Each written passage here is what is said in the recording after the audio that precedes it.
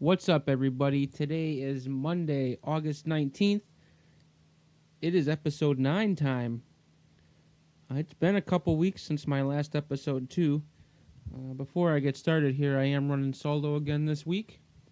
You know how things are. Just people get busy in the summer. People get busy. What can you do, right? So that's why it's been a couple weeks since the last episode. That's why I'm running solo again today. So, what's been going on with me for the past 2 weeks? The last episode, my guild was 6 of 8 heroic. The week after episode 8, which was our last episode, we didn't raid. But this week we did raid. This last week we did raid, and we are now 7 of 8. And we got Ashara down to, it was under 50% for sure. I don't remember the exact percentage, but we're down to under 50% Ashara heroic. So that's pretty good for us. That's really good for us considering, not a lot of people are still playing. So it's pretty tough to get a full guild group together, but we're making do with what we have, and I'm really having a fun time raiding. I wish more people would come back to raid because it is pretty good. What else has been going on? I still haven't done the Mechagon dungeon. That's my goal for this week. In my free time, I was able to pick up another little part-time job, so it's been taking up a little bit of my time. But as soon as I get my schedule down, and I get things, in some sort of a normal routine, we're gonna have some more shows, and I'll be able to catch up on my gameplay. Even though Classic is coming out next week, 1 week, 7 days, Classic. I'm gonna have the whole week to just bang out some leveling. I don't think I'm gonna hit level 60 the first week. That's probably gonna take me 2 or 3 weeks, I think. But I'm gonna give it a good go on that first week. So yeah, hopefully this week I'll get some routines set. I do want to say before I tongue twister. I do want to say before I continue on that I have moved the majority of my streaming over to Mixer. I'm not gonna get into why, but I am going to be doing most of my stuff on Mixer. Some days I might do a little bit of a restream.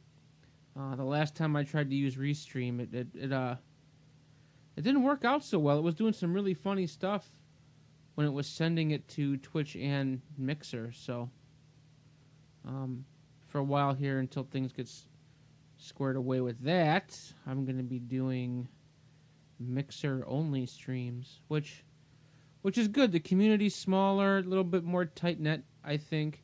A little easier to grow. I think it's going to take off during Classic, and that's pretty much why I'm doing it. So, speaking of Classic, we're going to jump right into some Classic news.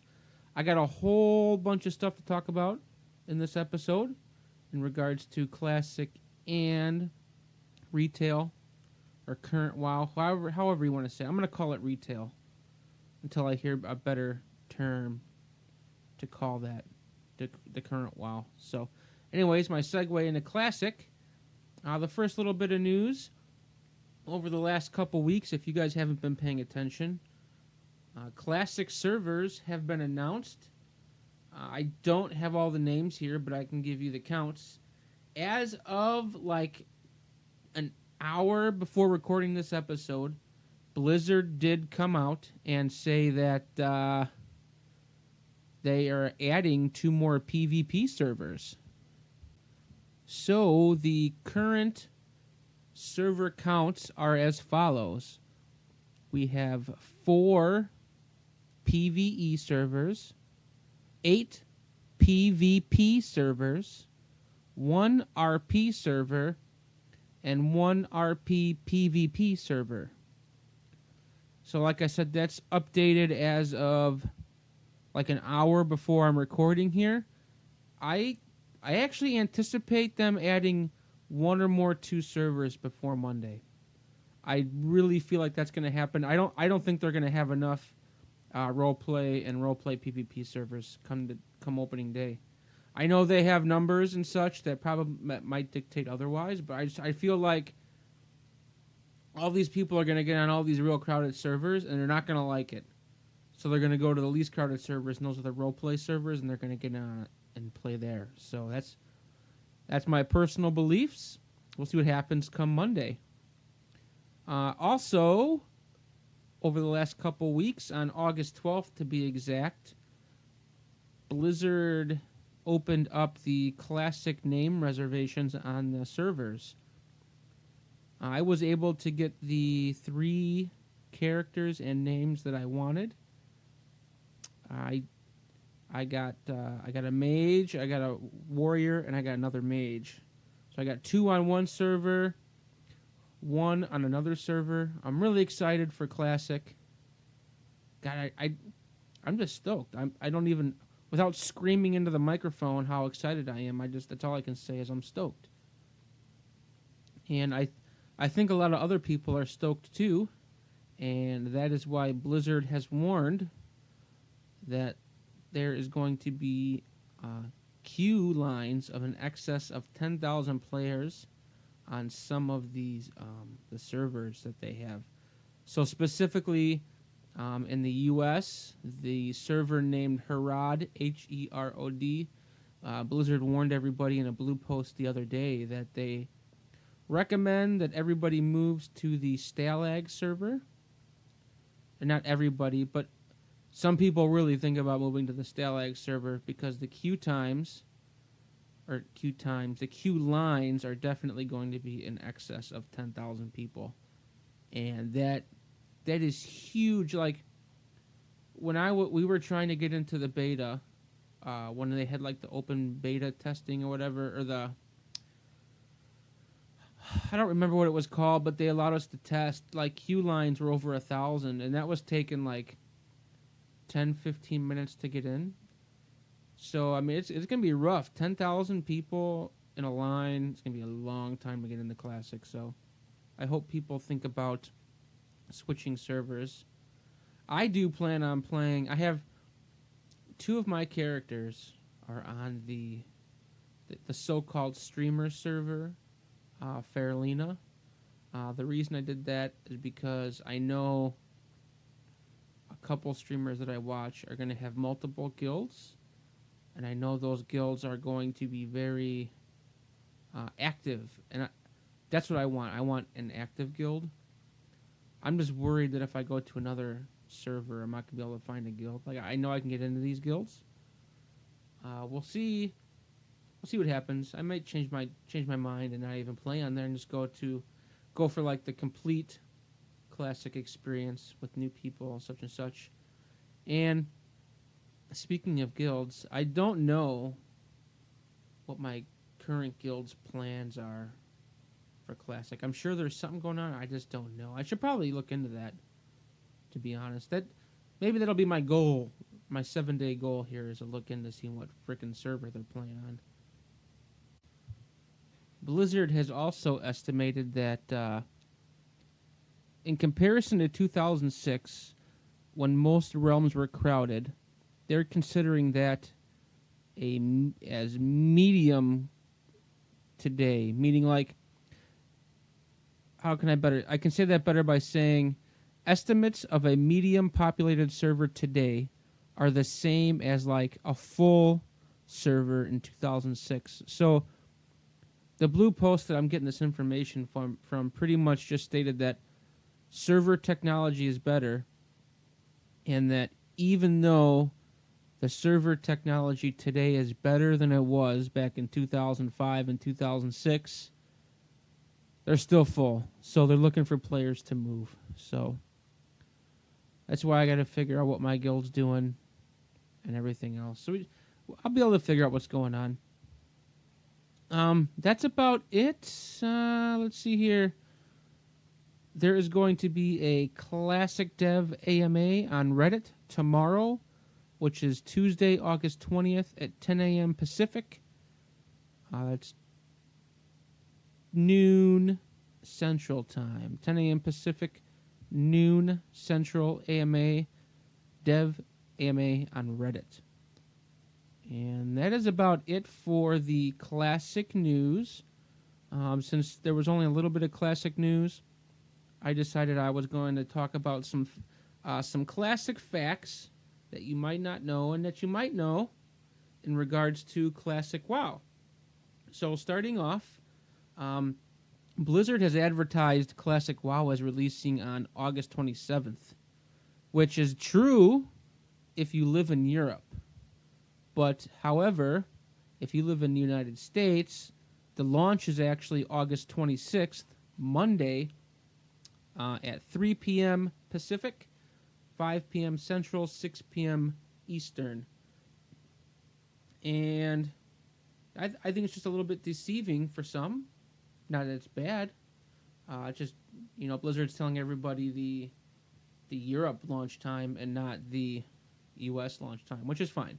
So just to clear up any confusion, August 26th in the States and August 27th everywhere else. The amount of characters you can have per realm is going to be 10. So you can have 10 characters per server, and you can have 50 total characters per account, which is the same as retail WoW. So that's really nice of them. I know back in the day I think it was a lot less. So that's kudos to them for allowing us to have so many characters. There is no way in hell you're going to be able to play 50 characters, but I'm sure you multi-boxers out there will figure something out. So characters that are Horde or Alliance are restricted on PvP realms, meaning that if you're playing on a PvP server, you are not able to have both Horde and Alliance characters on that server. You have to choose either Horde or Alliance for that server. You can't mix and match on PvP servers. So if you want to have a Horde PvP and an Alliance PvP character, you're going to have them on different servers. Moving on to some little tidbit facts here. Let's see what else we got. Classic is going to have 6 release phases. The original game had 12 patches, which the game changed a lot from patch 1.1 all the way to 1.12. If you are interested on those changes, just go to YouTube, search around. There's tons of videos out there on what changed between patches and all that kind of good stuff. Classic was originally supposed to launch with 4 phases, but a lot of the private server community said that this wasn't going to play right, and they recommended everybody doing 6. No, not everybody, but they recommended the Blizzard that they release everything in 6 phases, which Blizzard has agreed to do. I do not have what those actual releases the release phases are going to entail, but I can tell you that there's going to be 6, and that's what most private servers did, I do believe. Blizzard, there's going to be no armory. So what that means is in current WoW or retail WoW, you can go to Blizzard's website and you can click the search bar and search a player's name and their server, and it'll come up with their current look. Like, it'll have a little character screen that pops up with what gear they're currently wearing, what their gear is transmogged into, their current achievements, what dungeons they've completed, what raids they've completed, and at what difficulties. Everything that player's done, you can see. However, in Classic, there is not going to be an armory, because back in 2006 when the game released, there was no armory. So what this means is that, let's say you're looking for a tank to run you through Shadowlands, right?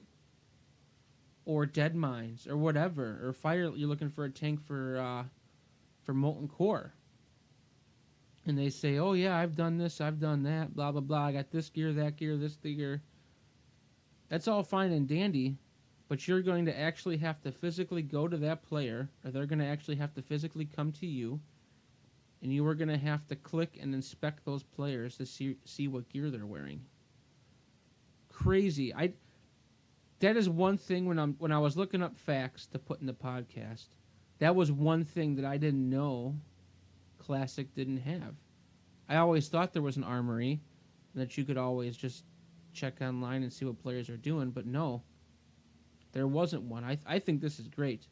I don't know if I think I've talked about it in prior podcasts, but I am not a fan of the whole Raider IO system. I think it's bad. It was bad for retail. I think it's actually making retail worse. And I'm really glad that there's going to be no armory in Classic, and that you're going to have to physically inspect players. The next little tidbit that I don't know most people know is that on top of mounts being really expensive and you only being able to afford one, maybe two mounts if you're lucky to begin with, is that your mounts have to be kept in your bag. In retail, WoW, when you want a mount, you just click your mount tab and you can pick any of the hundreds and hundreds of mounts you have. But in Classic, all your mounts were kept in your bags. So if you wanted to jump on your Mechanistrider, you had to open your bag and click it. Or I think you can bind it to your hotbar and you can click it there. But that mount has to be in your bag, which is, I think a lot of people aren't going to know. Also, in regards to bags, if your character uses ammo, that's got to be kept in your bag. So, like hunters, if you're using a gun, your bullets or whatever you want to call it, your buckshot, you have to keep that in your bag. You don't just get to shoot your gun or your arrows willy-nilly and not have just unlimited supply. You literally have to make those or buy them and keep them in your bag. So hunters, I'm like, if you're going to raid, you need to go get yourself some ammo. It's crazy. Same thing with the poisons for the rogues. Rogues have to craft their poisons and then keep them in their bag and apply it, which is crazy. And same thing with the priests. I don't know I forget what the priest thing is called, but that stuff's got to be kept in the bags. And the same thing with warlock soul shards. Those have to be kept in your bag. So just keep that in mind, people, when you're making your character choices, that you might have to have bag space to keep all that stuff.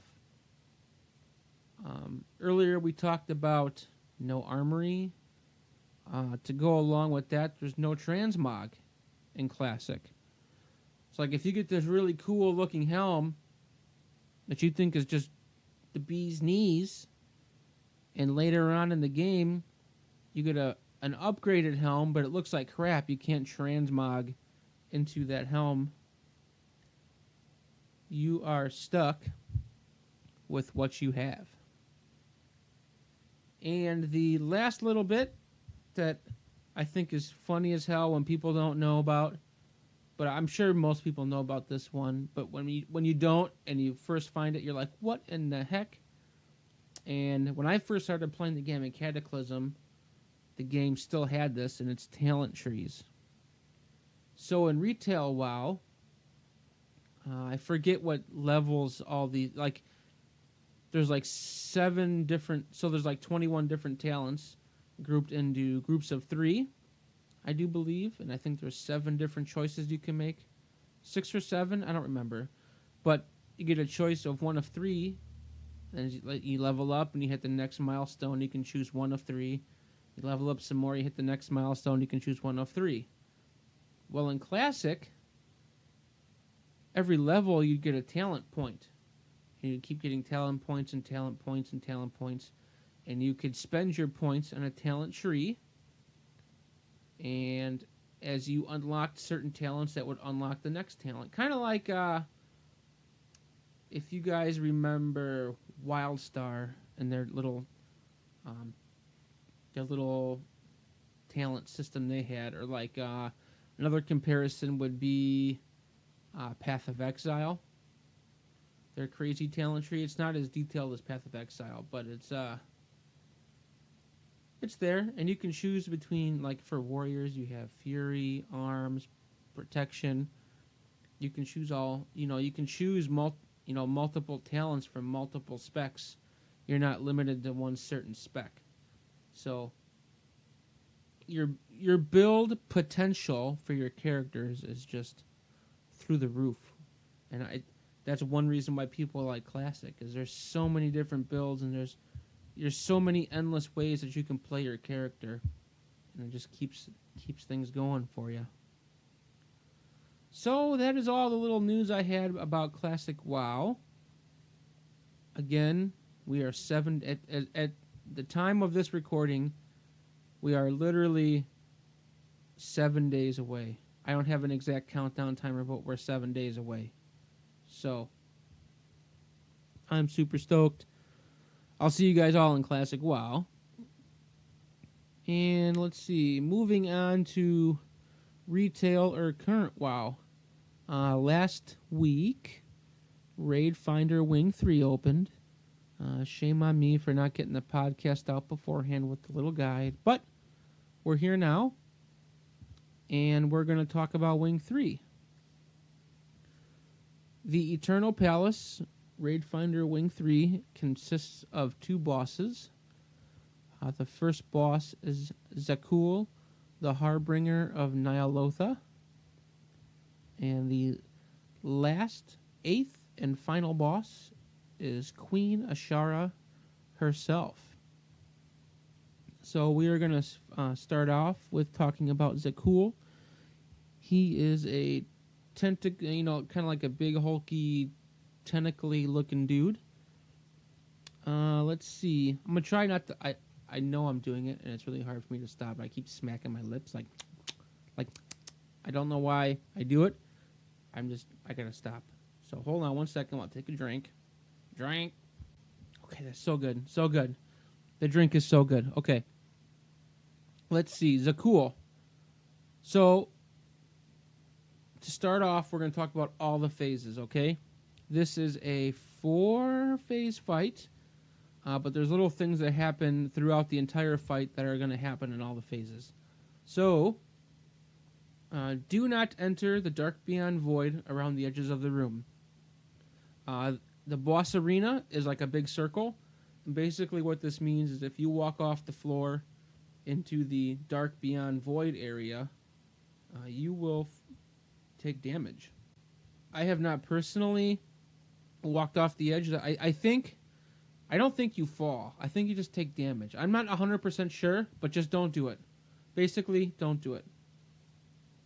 Tanks, stay within 12 yards of each other to keep the mind tether reflect damage to a minimum, okay? So tanks, you guys got to stay within 12 yards. There are going to be these tentacles that kind of shoot out of the void area across the room. Everybody needs to dodge those. You can kind of see when they're going to happen. I don't know how to really explain it, but there's like these little notifiers on the walls, so to speak. That you'll see them coming. Just move out of the way. Usually the raid leader is pretty good about calling those out and making sure that everybody gets out of the way. So it always goes down the middle of the room. It's just when it's a circle, that middle can be anywhere as it rotates around. So just be cognizant of where you're at in the room and always try to make sure you move. Tanks keep the bosses away from that. Throughout the fight, there's going to be dread debuffs. You need to dispel these in a staggered way to prevent the raid from being one-shot. That's going to be on the healers pretty much, right? So, start the fight. You go into phase 1.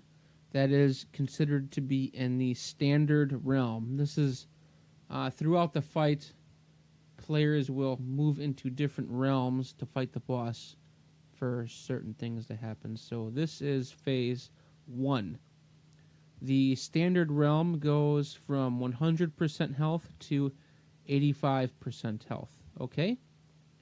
Basically, the mechanics you have to worry about are the ones that we saw above, that I talked about above, and there's going to be these little portals. They're called Portals of Madness that spawn on the ground. Basically, move away from those, okay, so you don't take damage. Ads are going to spawn. There's going to be two types of ads. One is called a summoner, and the other is called Visions of Madness. When the summoners pop up, those are going to be your priority. Everybody needs to stop what they're doing and DPS down those summoners. So for the remainder of the fight, if I say summoners, just put that in the back of your mind that becomes number one priority, okay? So you're going to have summoners that spawn, and then the minis. Just pretty much group those up, kill the summoners, have the minis get cleaved off the summoners, okay? And then move back to the boss. You're just going to boom, boom, boom, DPS the boss down until you get to 84%. So between 84% and 70% will be the Fear Realm, which is considered Phase 2.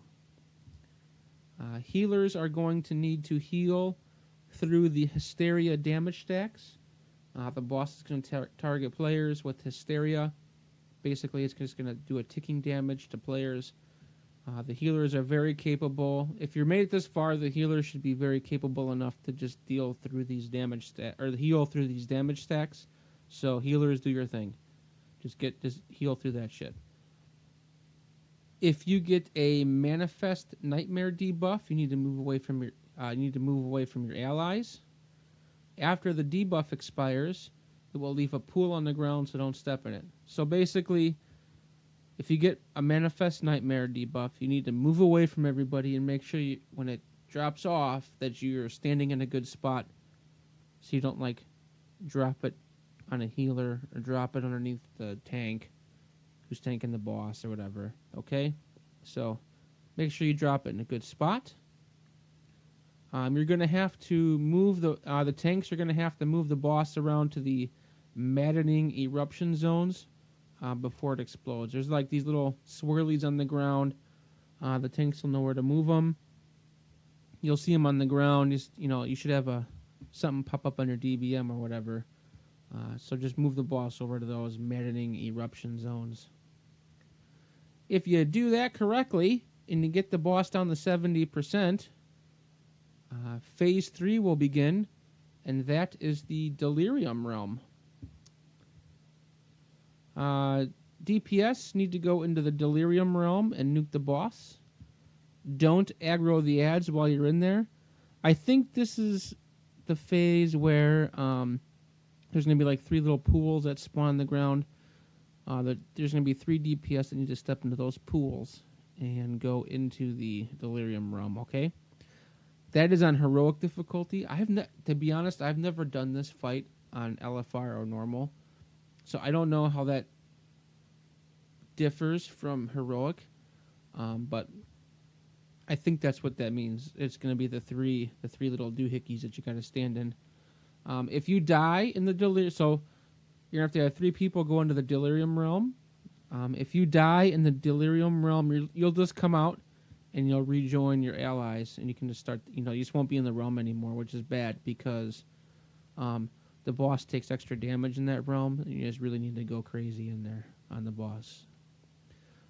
Stuns, any stuns that come out from the boss need to be dispelled.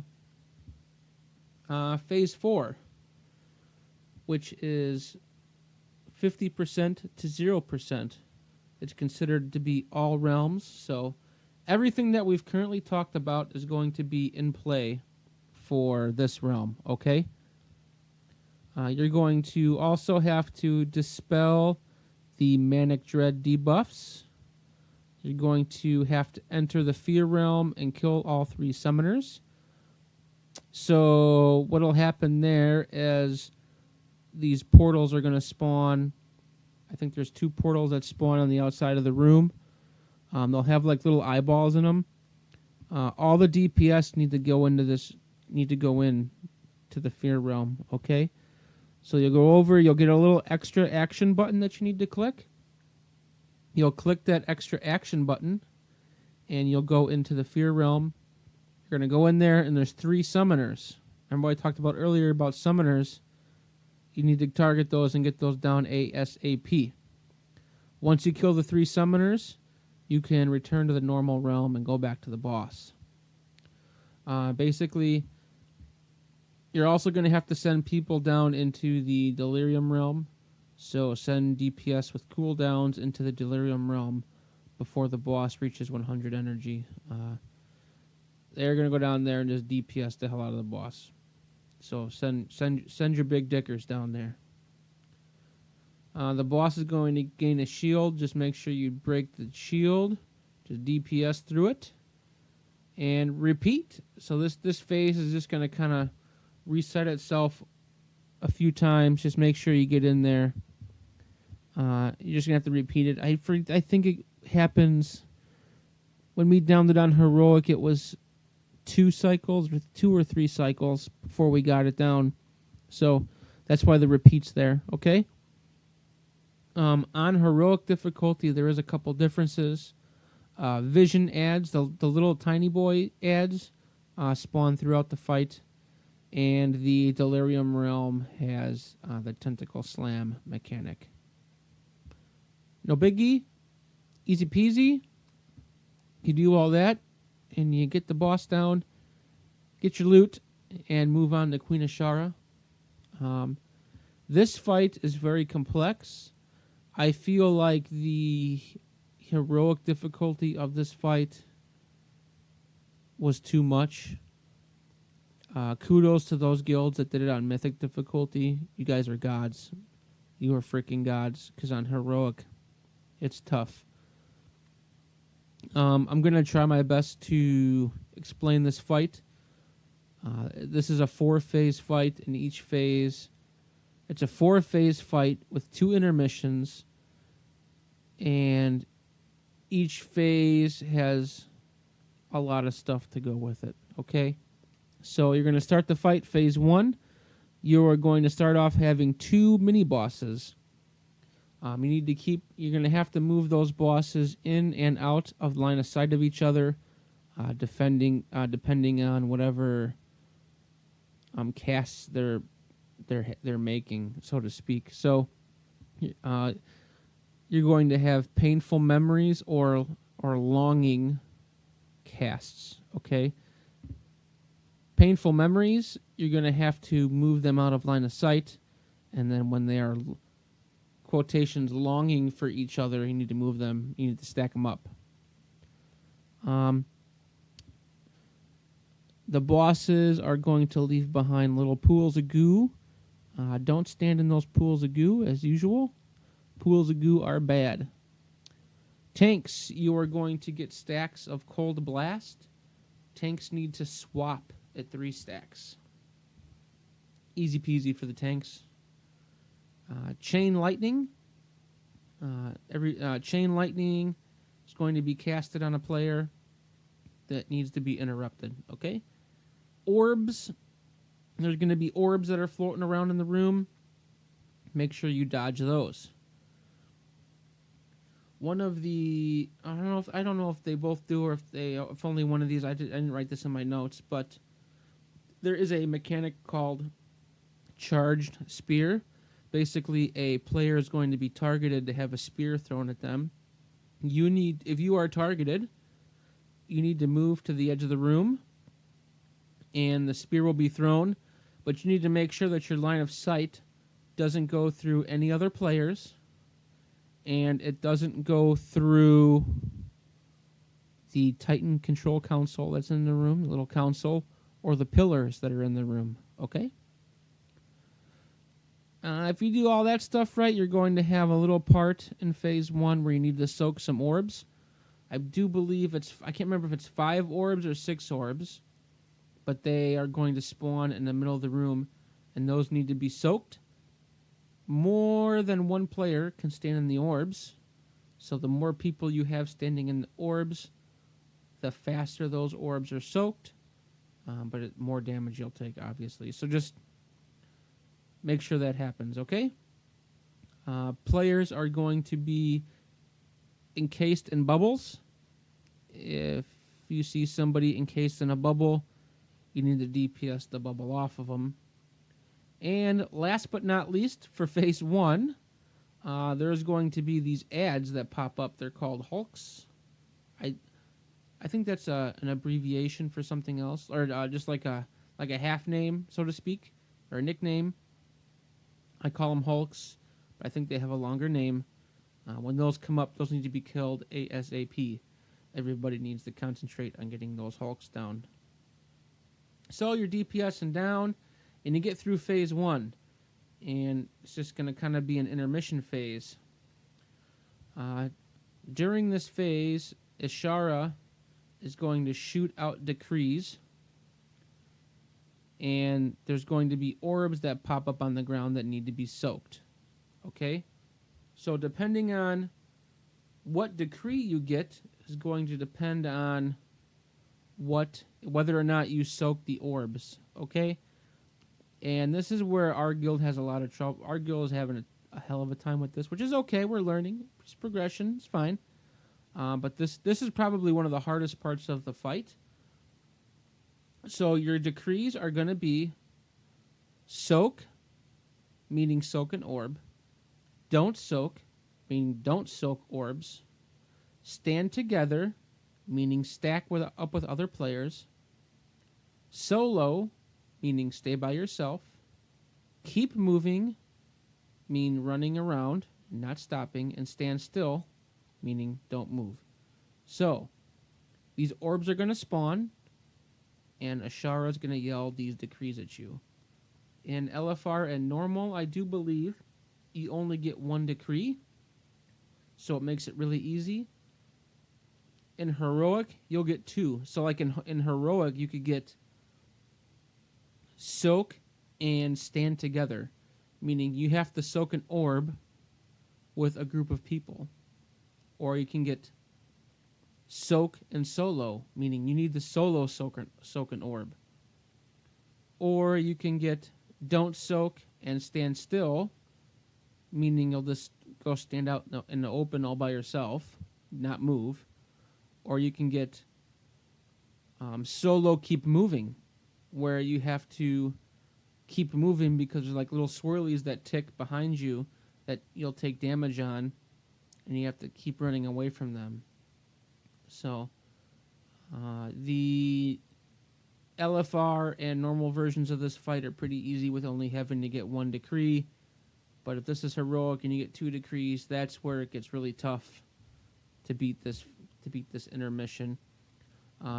And you're going to have 2 intermissions, and both intermissions have the same decree phase. So basically, the intermission is your decrees. All right, so just follow your decrees. If you go on Google and Google Ashara decree week aura, you will be able to find a good little add-on to put into your weak auras that'll give you an exact idea of what you're supposed to be doing.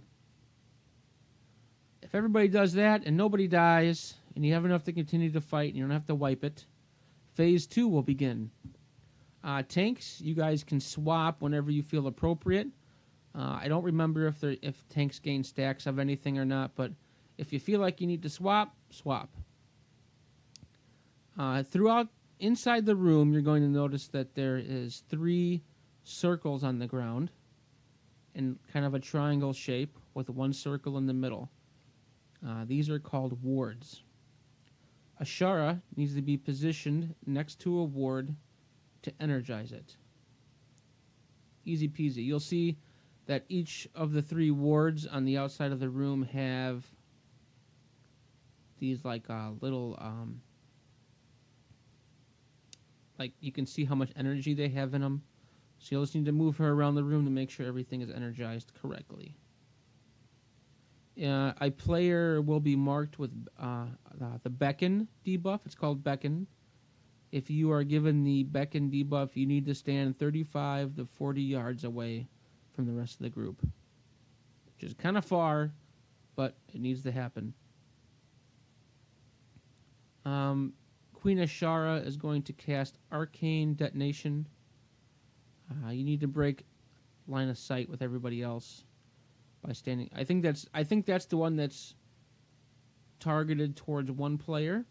You need to break line of sight from everybody else, meaning you stand behind a console or you stand behind a pillar in the room. Oh wait, arcane detonation is for the entire group. The entire group will need to break line of sight. She will also target you with arcane burst, and that is the one you need to break line of sight with the rest of the raid. Arcane, yeah, that's right. Arcane burst is singular, and arcane detonation is for the group. So, as all this is going on, it's not too bad, but then some ads are going to spawn, and everybody needs to CC and slow these ads before they reach the middle of the room. Bad things happen if they reach the middle of the room, so just make sure you CC these guys down. Everybody needs to move on to them and just DPS the shit out of them, get them down. If you do this correctly, Phase 3 will begin. At that point, everybody needs to spread 8 yards apart. You could be targeted with static shock. If so, you need to move away from others so you don't shock them. Ads are going to come up, and so, yeah. Ads are going to come up, and they're going to cast Chain Lightning. The ads need to be interrupted so they cannot cast Chain Lightning. If the ads come up, kill, kill, kill. When targeted by the spear, make sure, so you're going to get that charged spear mechanic again. Once you get that, you need to make sure that the Tide Mistress, which is an ad, is hit by that spear. So let's say you get the spear, make sure you go stand by that Tide Mistress so she'll get hit with the spear. Okay? If you do this correctly, you will then move into Phase 4. Phase 4, there's going to be the little portals, and you need to make sure that you drop these portals away from the council in good spots. Yeah, there's going to be, don't drop them on people, don't drop them on anything, just get them away from people and get them away from the council. You don't want them around the council because the council is going to play a part here. There's also going to be these orange beams that come shooting out. You need to dodge those orange beams. When tanks, when your void touch stacks drop off, you need to swap. Okay? Tanks, when you lose your void touched stacks, swap. The council is going to be all charged up at this point, because during the fight, as your wards were losing power and people were standing on the wards to empower the wards. Now, if you've done all that right, everything's charged up. You've got to dispel that energy now, okay? The charges can be dispelled, or it can be dispelled. The charges can be removed by clicking on the Titan Council in the bottom of the room. You just don't want to blast off all the charges. You want to stagger these because each charge that comes off is going to do some massive raid-wide damage. So you just need to really make sure that you stagger these. Hopefully the raid leader and the healers can have that coordinated when that's going to happen. And like I just mentioned, throughout the entire fight, there's an encounter mechanic, meaning for this fight, it's to make sure that you keep the wards charged up by standing on them. If all the wards get to 0, it will wipe the entire raid. Wards give damage stacks, don't take more than 5. So everybody needs to participate in recharging the wards, which are those 3 circles on the ground with the energy gauges that you need to keep up, okay? There's a little weak aura that's going to pop up on your screen. You can see it. Everybody needs to make sure they do their part. If you see one getting low, go in there, take your 5 stacks. Don't go in there and take like 1 stack or 2 stacks. Go in there, take all 5 stacks, and then get out. You don't want to take more than 5, just take 5, okay? And you don't want to go in there to take your 5 unless you have none or like 1, because when you go in there to charge this thing up, you want to charge it up as much as you can, okay? Whew. If you do all that correctly, this is a very confusing fight. The worst part about it is those decrees. The decrees are what really get us. But, yeah, so if you do all that correctly, you will complete Wing 3, and you will get your LFR Wing 3 achievement, or your normal achievement, or if you did this all on Heroic, you will get your Ahead of the Curve achievement, which is one of my goals before Classic comes out. So I got a week. Hopefully that wasn't too confusing. I know some of the other bosses that we talked about in previous podcasts, I made sound really confusing. It's easy for me to sit here and just read off my show notes and tell you how to do the fight, but until you actually go in there and start doing it, it's hard to think about it in your mind on what you're supposed to be doing. So, just take notes. You can get your notes right off my podcast here, and yeah, I would recommend going on YouTube and looking up Fat Boss TV. Usually has some good raid guides out there, or Hazelnutty Games. She's got some really good raid guides out there too. If you're planning on raiding, go check those out. You'll be able to see what you need to do, and what I just spewed at you will make more sense. And with that, we are getting close to being done with the podcast here. It's kind of a short episode. There's just a few other little notes that I got here in regards to retail.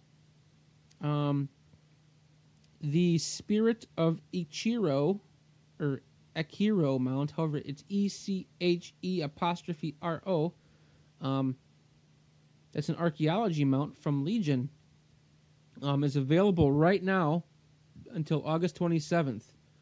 You need to head over to the Broken Isles in Dalaran, which is the Legion expansion, to receive your archaeology quest, Laying to Rest, to work towards the reward mount. So the quest is called Laying to Rest, which is a quest line that you have to follow. At the end of the quest line, you will get the Spirit of Ikiro mount.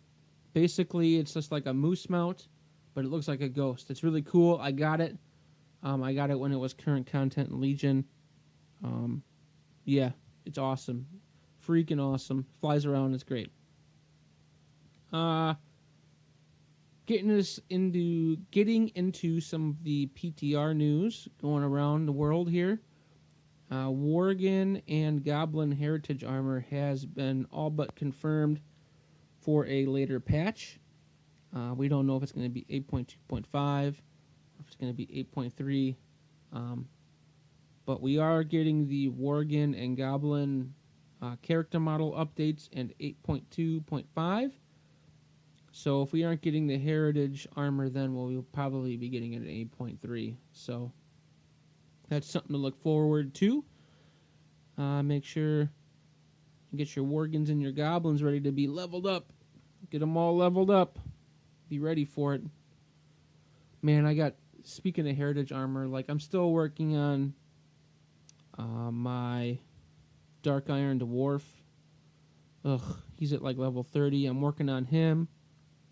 I haven't done a Lightforged Draenei. I haven't done a Kaltiran. I don't play Horde, so I don't have either of the Horde ones. So much to do, so little time. I don't think I could level. I need, leveling to 120 is tough. I am not going to lie. That is really tough. But in order to get that, you're going to have to do that. And speaking of leveling, in the 8.2.5 PTR data, they have found evidence that Blizzard will be bringing back the character boosts, and you will be able to boost your character all the way to level 120. Keep in mind that boosted characters don't count towards your Heritage Armor. So you could have a Dark Iron Dwarf or a Kaltiran, and you could character boost them to 120. but that will not count towards the Heritage Armor portions. So just an FYI. And let's see. Also found in the PTR data, it seems to be that Blizzard is bringing back the Recruit a Friend achievement.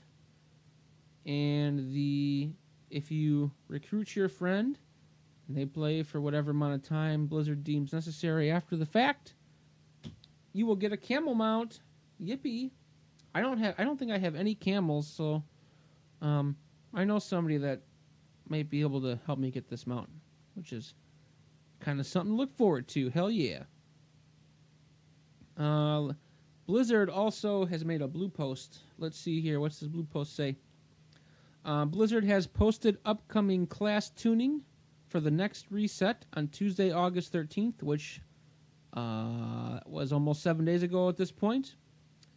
But, well, duh, I knew this happened. Oh, sorry. I gotta learn not to just copy and paste. I gotta learn to, write out these notes myself. So basically, last Tuesday on the 13th, Destruction Warlocks, Frost and Unholy Death Knights, Arms Warriors, and Restoration Shamans all got buffs. And I believe the buffs were... I know Arms Warrior got a straight up 5% buff. I think all these classes got a straight up 5% damage buff because they were just falling behind everybody else. Let's see. Outlaw Rogues got nerfed by having their Blade Flurry cleave reduced by 33%, and one Azerite trait nerfed as well. Because Outlaw Rogues were just... Outlaw Rogues were basically DPS of choice in the Mythic Dungeon Invitational. So you just have a tank, and then you would have a healer, and then you would have 3 Outlaw Rogues. How fun is that? And every team was running that comp, and it made Blizzard look real bad. So they nerfed them by nerfing their Blade Flurry cleave by 33%. That's a lot. And you know what? Blade Flurry cleave is an AoE ability, and you just gutted it by a third. It just goes to show you that they messed that up real bad. And with that is all the WoW news I have this week. And we're about 20 minutes to a half hour short at this point. And the only other thing I have is a little bit of an off-topic thing, but it is in regards to gaming. Gamescom is going on in Germany right now, and it is going on so they're doing some announcements today. I know today's the 19th as of this recording. They're doing some announcements today, but the actual event goes on August 20th through August 24th. Usually at Gamescom, it's kind of like an EU version, like a European version of the E3 event that happens in Los Angeles every year. A lot of the big name companies announce games, or if they announced games at E3, they kind of do little deep dives into their games at Gamescom. Blizzard will not be at Gamescom other than to sell merchandise. They have no announcements per a blue post, but they will be there to sell merchandise. And, typical Blizzard. It's just sell things to make money. Let's not give anything free away. Let's just sell, money, microtransaction. Anyways, I digress and get negative. I was trying not to get negative this entire podcast, and I made it almost the whole way, but right at the end I got a little negative. So at this point in the show, when there is nothing left to talk about, we have a little shameless plug session. And since I'm soloing it again this week, I'm just going to plug me. I can be found on Mixer and on Twitch at Wayne DePayne, WayneDapayne. That's Wayne DePayne on Twitch and on Mixer. I can be found on Twitter and Instagram at Wayne DePayne1. And I do have a YouTube channel as well. I can be found. I don't have a custom URL, so just search Wayne DePayne on YouTube, and you'll see my beautiful face pop up on there. It's great. All podcasts are uploaded to Apple iTunes. In the podcast app nowadays, I guess it's no longer Apple iTunes. It's in the podcast app, and it's on Spotify. We're on iHeartRadio. Basically, whatever player you got, we are probably there. And if you are hearing this on like YouTube or something, and your podcast player does not have Ganking Azeroth. It's my own show, and I say Ganking for Azeroth, and it's not even the name. That's so freaking embarrassing. Anyways, if you hear of us and you are not able to get us on your podcast player of choice, shoot me a message on Twitter. Tweet at me, get me on Twitch, get me on Mixer, leave a comment in my YouTube video, leave a comment on my Apple Podcasts, whatever. Let me know, and we will make sure that we get that linked up and synced up over to your podcast player, okay? With that being said, please, on YouTube, on Twitter, on Twitch, on Instagram, go give me a like, a follow, a subscription, whatever it's called. Go ahead and do that. Also, head over to Apple Podcasts and go give the show a rating. We really appreciate a 5-star rating.